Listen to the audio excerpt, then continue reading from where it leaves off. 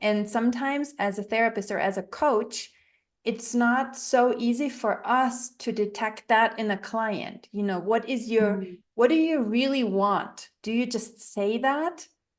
Or do you really want that? And the horses, no, they can read our intention.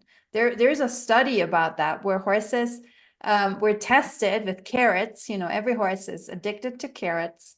And they had different test groups, test participants. And one of the groups was told to pretend to feed the carrot, but never do that. And the horses knew right away. They just left. Wow. Yeah. You read your mind. Yes, they do. They do.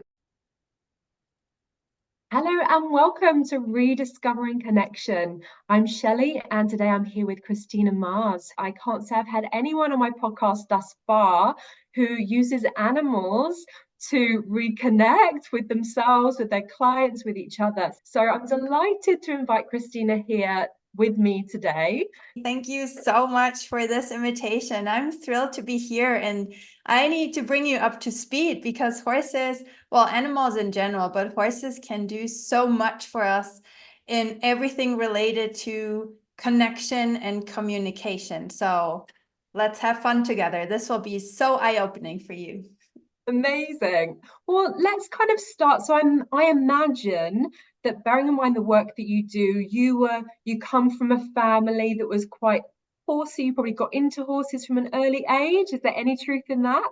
Well, I did come to horses from a very early age on, but not because my family offered them to me and had horses, but because my family pushed me to find a place where I could experience authentic connection and calmness and belonging. My home was quite difficult. It was a lot of depression, a lot of social anxiety, and my neighbor had horses. So we lived in a tiny village in the Bavarian countryside in Germany. And our neighbor had a herd of horses outside in a pasture. And that was my happy place, my calm place, my connection place. And that's how it started at like age 6 or 7, maybe. Wow. So it was in your back garden, if you like, but Yes, you really chose it yourself. And yes. was it an instant connection for you? Did you find it kind of feel comfortable in the presence of horses from an early age? Yeah, I did. And you know, that is a question that we ask each other in the horse world. You know, usually it's girls, horse girls, and we're obsessed with horses. And we all have this obsession from a very early age on. And we are discussing and trying to find out, like, what is it? How did we get there? And we usually have all these personal stories, but I don't know what it is that infiltrates, this bug, because I did feel comfortable around horses right away. I had just been on a pony once with my grandfather, but observing them and sitting with them, just sitting on the fence and observing them was so powerful and so important for me that I never ever questioned if that would be safe or if I knew anything about them. It was just I had to be around the horses. And Mm. I don't know if that was because I was so needy, because I needed that emotional unit, because horses seek harmony and seek that connection. And maybe they reached out and kind of like adopted me. I don't know. That is possible. But yeah, it was really calming and helpful for me from the first moment on. Mm. And you're now living quite far away from your roots. Yes. So when you tell us about that kind of transition and then how this connection with horses has kind of come side by side, that transition. Right. So the connection with horses really was a company for my entire life. When I was in university, I kind of, put it aside a little bit, but it never left me. I just was not in contact as much with horses. And then 25 years ago, I came to Ecuador in South America on vacation. And we went horseback riding, and we visited a hacienda up in the mountains in the Andes, and there were wild horses. There were so many horses, and I'm like, oh my God, this is my place. Like, I belong here. I have to be here. And we have the same climate almost all year round. It's the equator. That's why it's called Ecuador. And the climate only depends on the location in the country. So there is high mountains and there is coastal regions, but within that region, the temperature kind of stays the same. So the horses can be outside all year round in the pasture, and it was just fascinating for me. So I did actually come back 2 years later and decided to live here. And I've been here ever since. And now I have my own herd. So I'm super happy. My childhood dream kind of manifested here. Beautiful. And just what you said there, that you got to that place and you thought, I have to be here, I belong here. Like that Yeah. actually gave me tingles because I just think, gosh, how blessed you are to have felt that, to have been there and felt this is where I need to be. And Yeah. personally, I think I'm chasing that. I want to find my place that I need to be. Right. Yeah, And come to yeah, I'm Ecuador. There is a lot about connection here, and a lot of people who, I mean, it's not the primary destination for expats, but there is quite a few expats here all over the country.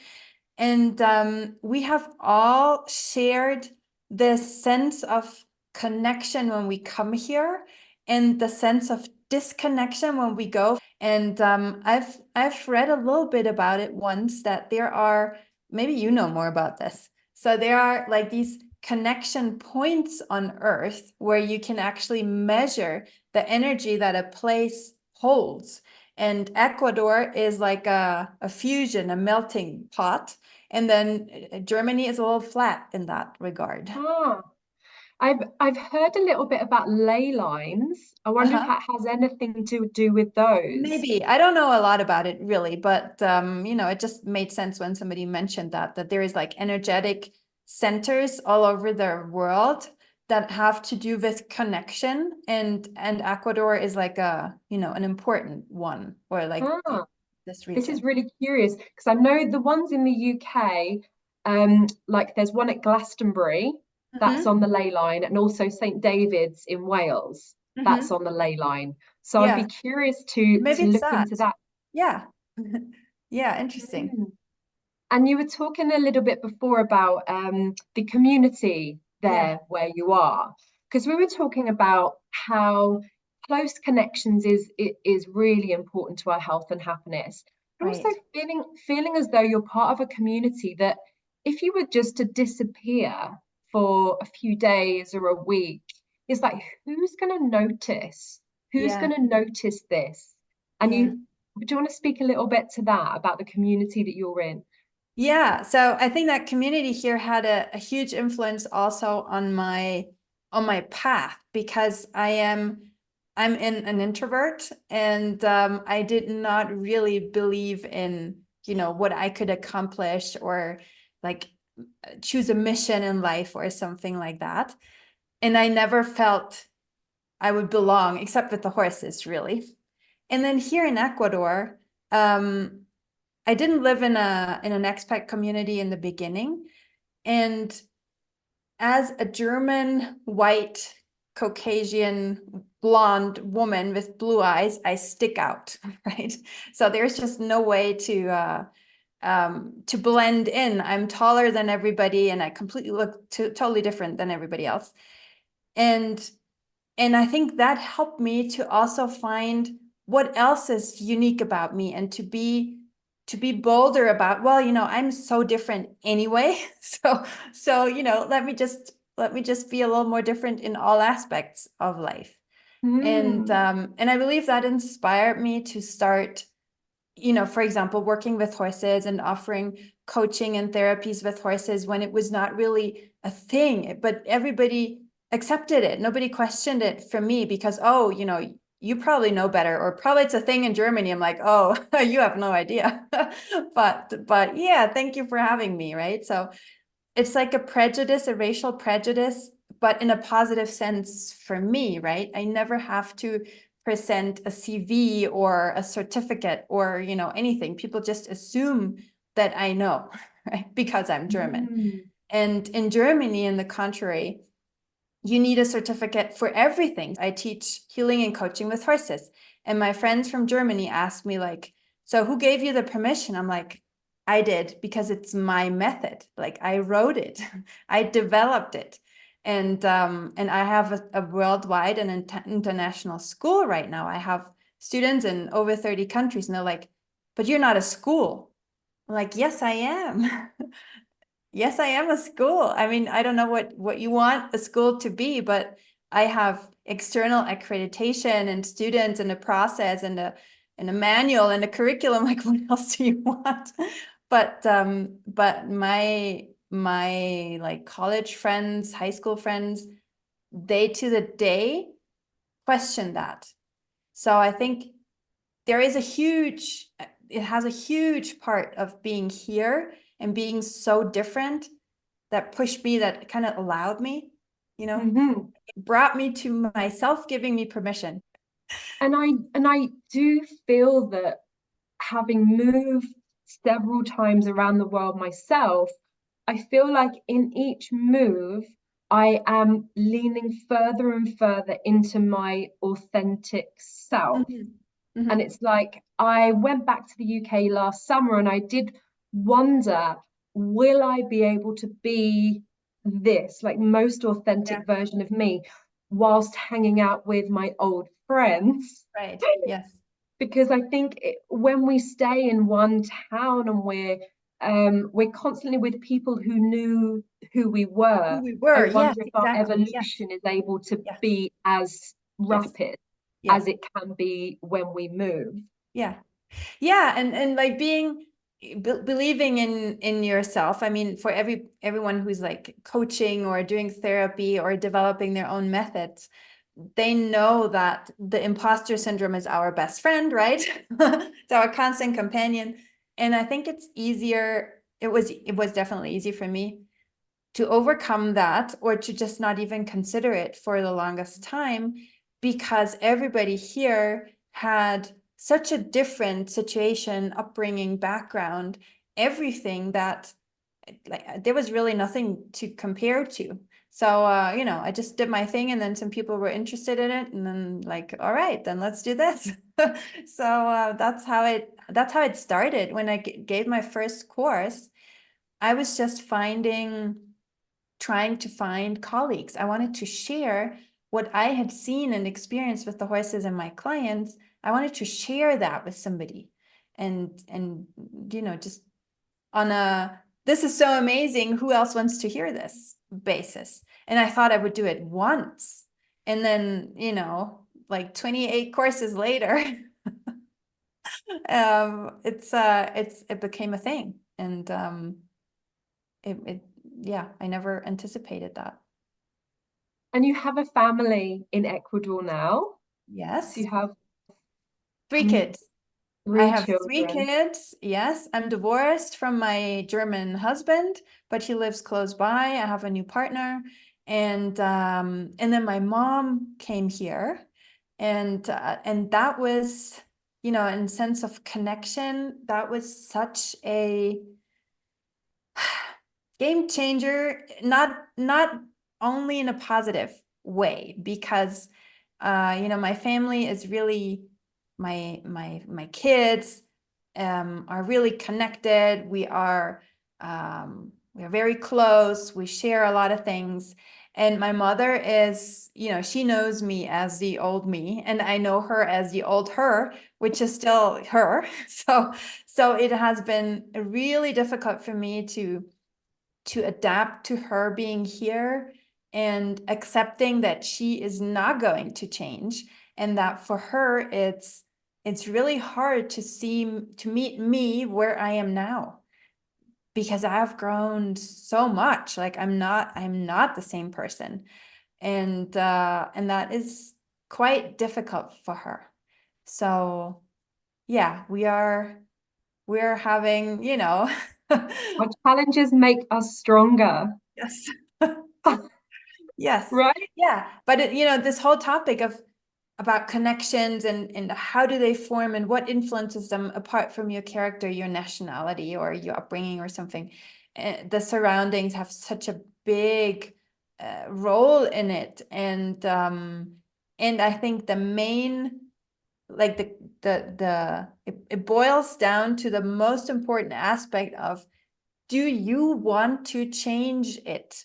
Like, do you have an innate desire of connecting, learning to connect, feeling connected, or not? And if you don't, then really, not even the environment, not even a herd of horses will get you there. So, Right. You have to want the change yeah, yourself. yes, yes. Yes. And then if Mm, you want it, a herd of horses or a couple of horses can be an amazing catalyst because they show you your patterns. There's a couple of traits of behavioral specialties that horses have that make them such an important partner in these kind of interactions.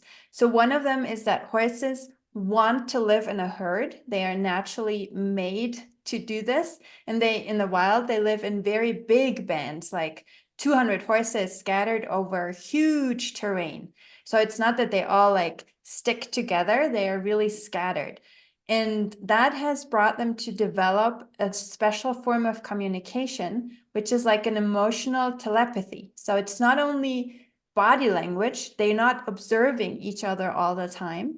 They send out emotional messages, and that creates an emotional unit for the herd. So if everybody is in harmony and they're just grazing and there's no threat, then you can feel that within the herd. And that is based on the heart rhythm. Do you know anything about heart math? Have you heard about that before? I've heard of it and I haven't delved into it very much. Please Yeah, elaborate. so the Heart Math Institute analyzes that our heart rhythm, and it's not if it's fast or slow, it's about the space between each heartbeat. It's called heart rate variability, HRV. So depending on your emotions, your HRV is different. It has a very singular pattern, and that translates into an electromagnetic field that can be measured. So if you are stressed or anxious or fearful or passionate or friendly and calm and curious, all that has a different field. And if you are in somebody else's field, you can feel this too. And we have all experienced it. So for example, if you go to a doctor's office and immediately you feel like, oh God, everything here is so dreadful, kind of, or you walk into a hospital or into a church and you're like, oh, so serene and calm and welcoming, right? It's because the people who are there feel that way because of the interaction. They create this field, and then you walk into that field. So horses have a gigantic heart, like really, that's 5 times bigger than ours. So their field is stronger than ours. So if you come just next to one horse, you have to adapt. Your heart is like, I'm going to do the same, right? Because their field is so strong. And then we work with several horses at a time. So that could be 2, 5, 10, 100, right? So if you're in that field, you benefit from that field energy. And horses you have to make a distinction between adequate living conditions and non-adequate. So a horse that is in a small box all day with no companions and no room to move would not have this effect on you, right? But a horse that is in harmony with their herd, is calm, is curious, they are naturally curious and is connected. It is always thinking about, where are the others? What are they doing? How is everybody feeling for their survival, for their safety? And then you feel that way too. So that gives us a foundation, a ground layer on which, you plant a seed of teaching, coaching, healing, therapeutic conversations, whatever it is, and it just it just blooms because people are calm, connected, curious. They have this, connection to their emotions, and that makes it so powerful, right? And then there's another part which is about intention. So, and I think that is when we talk about today's connections and conversations, with this chat GPT and other AIs and, all this virtual environment. Does it happen to you that you read a text and that is written by AI? Has Not that happened yet. to you? I Yes. haven't received a Okay. text by AI yet. No. Have you? No? Yes. So sometimes you read something and it doesn't transmit the sparkle, right? Aha. So it is just like, I don't know, there's no intention in it because it's a generic AI created, or, just write something kind of text. And I think that we can feel everybody's intention if we are one-on-one, right? If you meet Yes. somebody, this is gonna be my bestie or weird person, but you can also sense it on Zoom, and you can sense it even in other interactions. So sometimes I sometimes have people who were victims to fraud, right? I'm a psychotherapist. I deal with trauma and, difficult moments in life. So sometimes I have people who have been victims to fraud, and all of them will say, I knew it before. Like, I had this weird feeling, and then I thought, what is going on with you? You just don't want to spend the money, or you're not comfortable with technology or whatever it is. But everybody had this feeling, this sense of the intention is not what it's Mm. set to be. Mm-hmm. And I think it is something that we can really, we can build this, we can learn to trust it. And I believe that that is one of the most important traits for, these next years or decades to come, when everything, not even a video, you watch a video and it's like, is that real? Or is it AI? Is that person even real? Is this a chat bot? Is this written by AI? You can't be sure, but then you can, because you can feel it.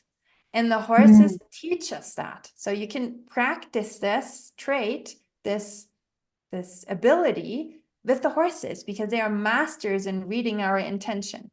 Okay, so now I talked Mm. a lot. Beautiful. Beautiful. And I know, speaking to Amy Leah Tamburini on an earlier podcast, we spoke a lot about managing difficult conversations. And her Mhm. top point was, before you go into that difficult conversation, have the Yeah. intention Yes. to communicate from the heart. And Yes. if you do that, then you will be able to communicate what you need to say Mm. with the best possible outcome, because Right. you are going into the heart first. Yeah. Yeah, that's like the foundation of heart math, that our emotions influence everything that we're doing. And it's also, I mean, you find that in placebo effects, or in manifestations, or in so many parts of life, where what you believe in is gonna happen. What you focus Mm. on will grow. So If the I think will we is can there, it overdo will it. happen. Yes. And with the horses, that is something that they will teach you in the blink of an eye. And sometimes, as a therapist or as a coach, it's not so easy for us to detect that in a client. Mm. What do you really want? Do you just say that? Or do you really want that? And the horses, no, they can read our intention.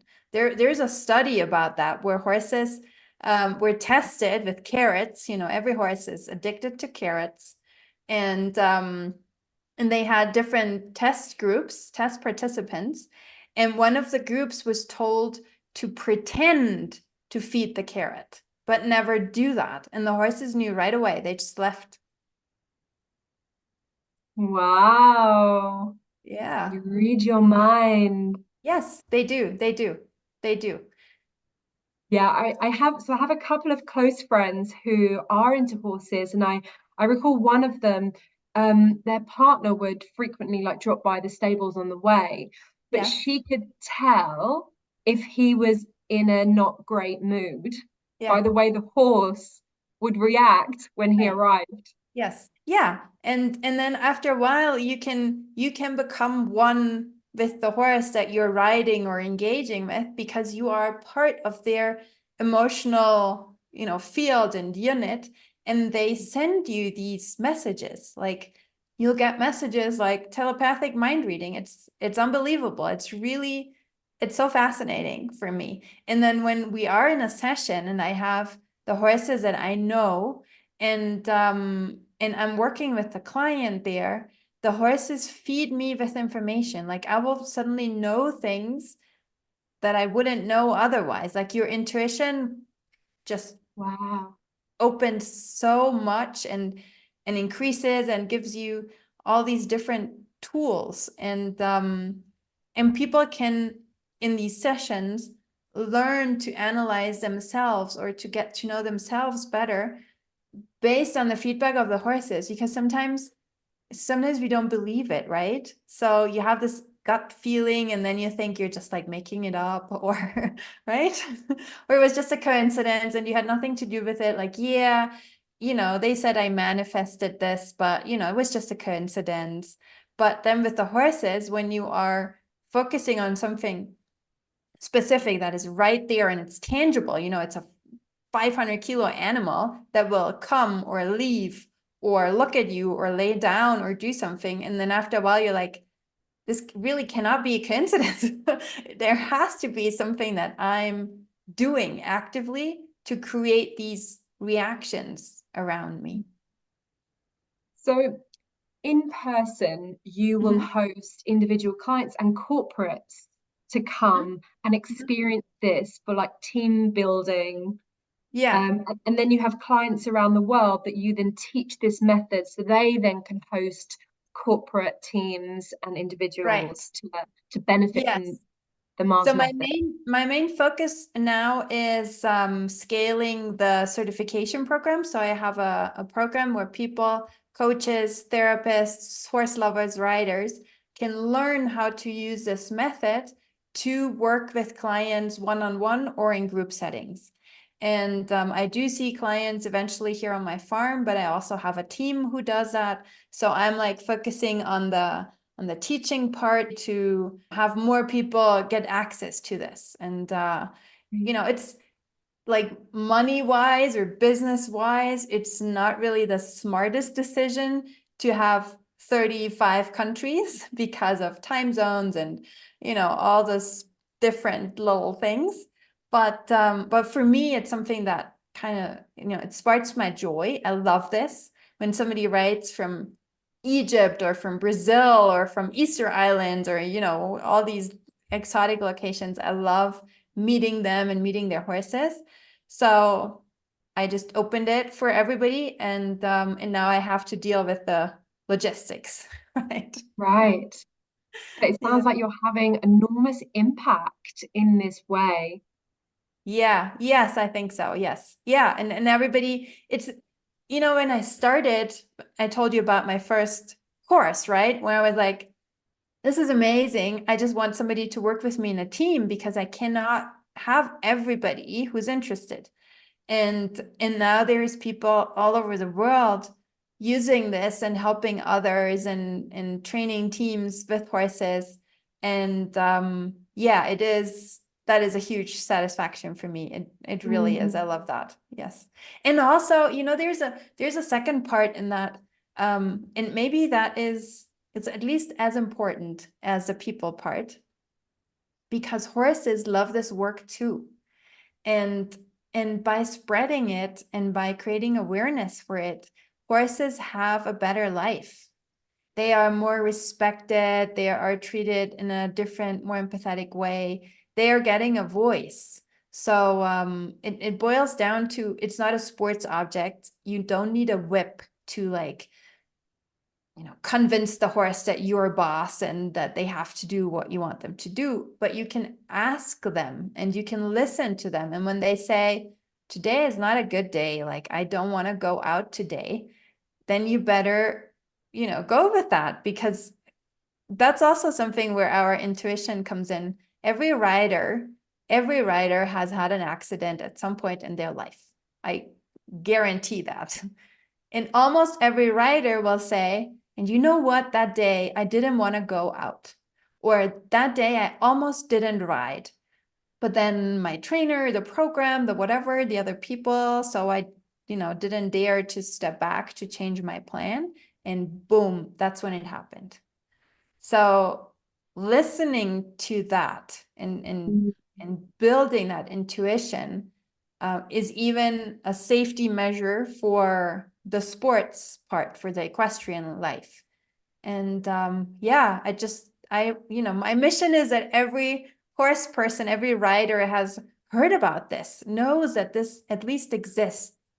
If they don't want to go into it, fine, but they should know that this exists, and it's not about having, stronger hands and better whips. It's about your mindset and regulating your emotions that will bring your equestrian game to a different level. And then it will also teach you.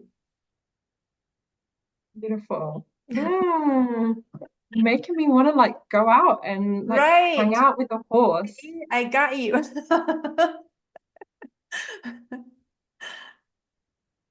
As we are wrapping up this conversation, I wonder if there's anything that you've really learned through your connection with horses that you would just love to leave some listeners with today. There are so many things. There are so many things. I think probably the most important one that everybody can use, even if they don't have a horse in their backyard, is to look into any way, any technique to regulate emotions and to believe what an immense impact that has on everything. And some people are into manifesting, some, from boyfriends to money to dream homes, whatever. And it all comes down to the feeling. If you identify the feeling that you have once you achieve whatever it is you want and concentrate on that, it will happen. Like it's almost impossible for it not to manifest in your life. But it comes down to that feeling, to that emotion, and giving an importance to that and regulating it and cleansing it every once in a while, and focusing on what you want, not what you're dreading. Yes, positive intentions, positive mindset. Love it. Yes. Christina, it's been such a pleasure to Yeah, connect with you here. Thank you for coming on. Thank you for being an amazing guest and for opening thank our you. eyes and ears to a very different way to rediscover connection in our lives. Thank you. Right. Yes, thank you so much for having me.